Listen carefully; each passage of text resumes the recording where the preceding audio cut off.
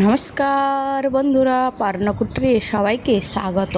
আজকে আমি এই বৃষ্টির দিনে বিকেলবেলাতে ছেলের আবদারে বানাতে হলো ফুচকা। তো চলুন আমি আজকে এই ফুচকা কিভাবে বানাচ্ছি সেটাই আপনাদেরকে দেখাচ্ছি। তো এখানে আমি প্রথমে আলু নিয়ে নিয়েছি। আলু আগে সিদ্ধ হতে দিয়ে দিয়েছি। তো এখন দেখছি যে আমার আলুটা সিদ্ধ হয়েছে কি না। তো এখানে আমার আলুটা একদম পারফেক্ট সিদ্ধ হয়ে গেছে। তো এখানে আমি এবারে ফুচকা বানানোর যে গোপন সিক্রেট মশলা থাকে সেই মশলাটাই এখানে বানিয়ে নিচ্ছি। এই যে প্রথমে নিয়ে নিচ্ছি আমি 2 চামচের মতন ধনে। এই ধনে ফুচকার এই মশলা কিন্তু কোনো ফুচকাওয়ালাই বলবে না, ওরা চায় না যে ওদের গোপন সিক্রেট ফাঁস হয়ে যায়, কিন্তু আমি কোনোরকম ভেবে জেনে নিয়েছি। তো এইবার প্রথমে ধনা ভাজা হয়ে গেছে এবং এবারে নিয়ে নিচ্ছি 2 চামচের মতন জিরে। এখন জিরেটাকে আমি ফ্রাই করে নেব শুকনো খোলায় বেশ ভালোভাবে। জিরে ফ্রাই হয়ে গেছে আমার। এবারে এখানে আমি নিয়ে নেবো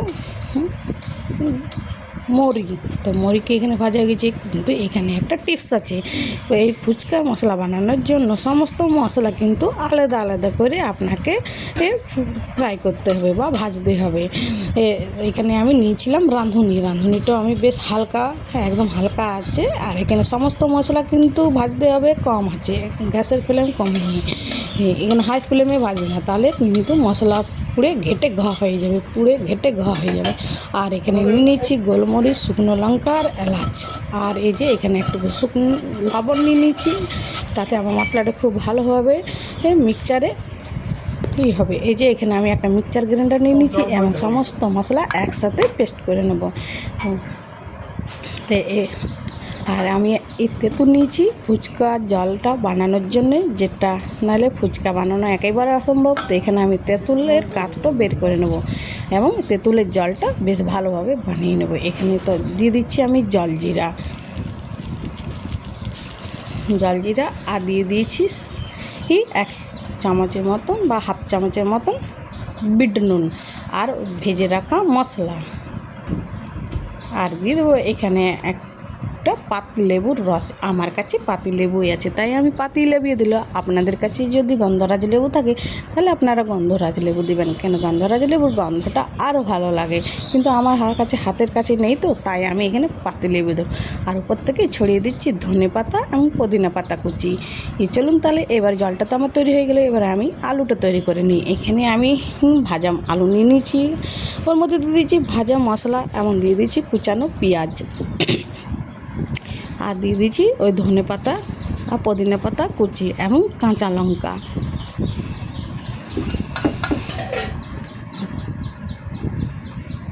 আর দিয়ে দেবো আমি বিট নুন। আর তার সাথে এবারে দিয়ে দেবো ভেজে রাখা মশলা।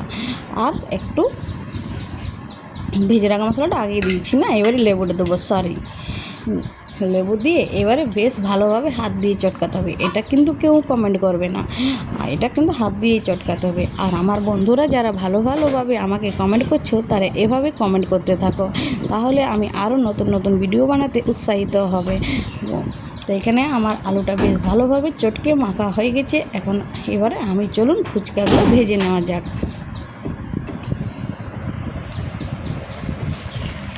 এই যে আমি প্রথমে তেল গরম হতে 2টো ফুচকা দিয়ে ট্রাই করলাম যে আমার তেলটা ঠিক মতো গরম হয়েছে কি না। হ্যাঁ, এখানে আমার তেলটা পারফেক্ট গরম হয়ে গেছে। তখন আমি সমস্ত ফুচকাগুলো ভালোভাবে ভেজে নেব।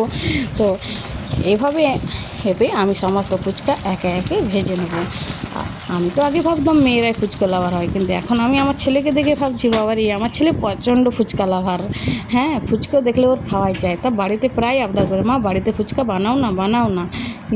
তো ছেলের আবদার রাখতে আজকে আমি বানিয়েই ফেললাম।